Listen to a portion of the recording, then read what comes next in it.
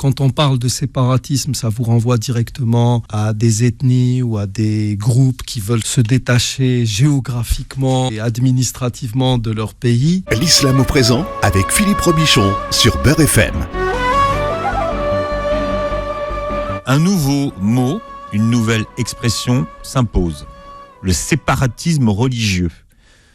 Vous aviez déjà entendu parler, vous, du séparatisme religieux, Kamal Shekat ? Non, jamais. Quand on parle de séparatisme, ça vous renvoie directement à des ethnies ou à des groupes qui veulent se détacher géographiquement et administrativement de leur pays. Et puis, même quand on évoque le séparatisme, ça peut nous renvoyer vers des schismes dans certaines religions. Le christianisme et l'islam ont connu cela. Mis à part cela, honnêtement, déjà, vous savez, déjà, quand on est religieux, on est dans qu'on le veuille ou non, dans une certaine forme de schizophrénie. Vous êtes dans un système binaire parce que vous avez les pieds sur terre, vous devez avoir le cœur ailleurs. Et c'est une forme de schizophrénie, la religion. Elle vous renvoie, en tout cas, moi, c'est de cette manière que je le ressens. Alors si en plus de cette schizophrénie, vous nous plongez dans une sorte de séparatisme... Alors, séparatisme comme... mot qui serait préférable à communautarisme, plus précis, oui, non ? Quel rapport entre séparatisme et communautarisme ? Vous savez, en France, le communautarisme est très mal vu. Aux États-Unis, par exemple, qui est un pays quand même qui réussit, il est on ne peut plus normal et il apporte quand même pas mal de bonnes choses. Je ne sais pas, je parle de l'Algérie, par exemple. Il y a des communautarismes que nous ne pourrions pas admettre. Nous avons vu l'émergence, par exemple, d'un certain nombre de sectes religieuses se réclamant de l'islam qui ont été très très mal accueillis en Algérie, il n'y a pas très très longtemps, avec les Ahmadis, etc. Mais nous avons une communauté qui s'appelle les Ibadites et qui vivent très très bien, parce que c'est une communauté qui est hyper structurée. Et ils sont dans le commerce, ils ont des élites, etc. Ils vivent en harmonie avec tout le monde et ils ne gênent personne. Je pense que dès lors où l'on a mis à l'aise une communauté, dès lors où cette communauté ne devrait avoir aucune raison de manifester quelque animosité que ce soit ou de fomenter quelque coup bas que ce soit, les choses ne peuvent que bien aller. En tout cas, les musulmans, normalement, un musulman, là où il est, il devrait symboliser cette pluie salvatrice qui apporte un bien à qui elle veut et à qui elle ne le veut pas. Je vais vous donner ici, il y a beaucoup de jeunes musulmans ici qui ne semblent pas avoir compris un principe très très important. En parlant de communauté, de vivre ensemble, etc. Sachez qu'à la veille même de la première bataille opposant le messager de l'islam aux notables de Quraysh, il y a deux compagnons, parmi lesquels Hudayfa ibn al-Yaman, un grand compagnon dont le nom est connu de tous. Il s'était converti à l'islam alors que c'était un notable mécois et qu'il était à la Mecque et que l'armée mécoise était sur le pied de guerre. Tout le monde se préparait pour sortir, aller affronter Mohammed sallallahu alayhi wa sallam. Et lui, il s'était dit, c'est le moment. Maintenant, je vais sortir, je vais aller le rejoindre. Et son rang était tellement élevé au sein des notables de la nomenclatura de Quraysh qu'il était pratiquement impossible de le mettre en prison ou de le tuer. Ça aurait pu vraiment occasionner beaucoup de désagréments en termes de notoriété à Quraysh. Et avant de sortir, on lui a dit, écoute, on te laisse partir, mais à une condition, que tu ne rejoignes pas l'armée de Mohammed. Il a donné sa parole, et arrivé à quelques encablures des puits de Badr, là où a eu lieu la bataille, il est allé à la rencontre du messager de Dieu. Il lui a fait part de sa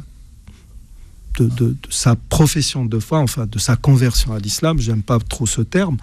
Et il lui a raconté ce qui s'était passé. Et là, le messager de Dieu lui dit, le croyant ne trahit point. puisque tu leur as donné ta parole, rentre à Médine et nous, c'est Dieu qui va nous aider contre eux.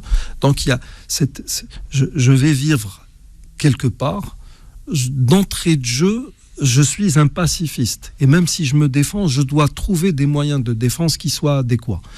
Vous vivez au sein d'une communauté, vous devez les assurer de ne point leur faire de problème, fomenter, semer un trouble ou quoi que ce soit de ce genre. Et puis, sachez une chose, moi, le petit musulman, quand je lis le Coran, je suis dans une logique cosmopolite. Premièrement, notre idée même du judaïsme et du christianisme, cette appellation, pour nous, c'est un islam, originellement parlant. C'est-à-dire, même l'appellation du judaïsme, maintenant, tout le monde est bien au courant que ce n'est qu'à partir de 7 siècles avant Jésus, à l'époque du roi Josias, qu'on a commencé à parler de judaïsme. Moi, je retrouve en tout cas dans l'encyclopédie Migne des passages où l'on parle des adeptes de Jésus en tant que moshlem. Vous comprenez ? L'encyclopédie quoi ? L'encyclopédie Migne. C'est un trésor en tout cas. Vous avez trois séries allant de 61 à 63 volumes. C'est l'abbé Jacques-Paul Migne est l'une des personnalités qui ont le plus publié sur le christianisme. D'ailleurs, ça lui a causé quelques désagréments, même avec le Vatican, les pères de l'Église, etc. On retrouve en tout cas dans cette encyclopédie ces passages et dans certains livres. Ce que je veux dire, c'est que moi, quand je lis le Coran, quand le Coran me parle de ceux qui étaient fidèles à Jésus, de ceux qui étaient fidèles à Moïse, de ces chrétiens qui ont été torturés, martyrisés par Dunawas au Yémen, les chrétiens de Najran, ce sont mes frères. Donc je suis dans une logique d'ouverture.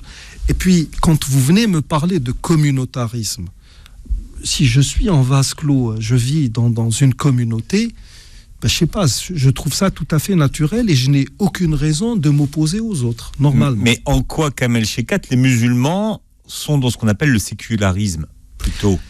Vous savez, il y a la majorité, en tout cas quand vous lisez les grands orientalistes, à partir du début du XVIIIe siècle jusqu'à aujourd'hui, on les appelle plus les orientalistes, on les appelle les politologues ou spécialistes en géopolitique et j'en passe. La majorité... Experts qui fleurissent sur les plateaux d'ailleurs. Oui, j'en connais beaucoup en tout cas, surtout dans notre domaine à nous. Et donc la majorité, quand on discute avec eux, ils n'analysent les choses qu'à travers leur propre pesanteur historique.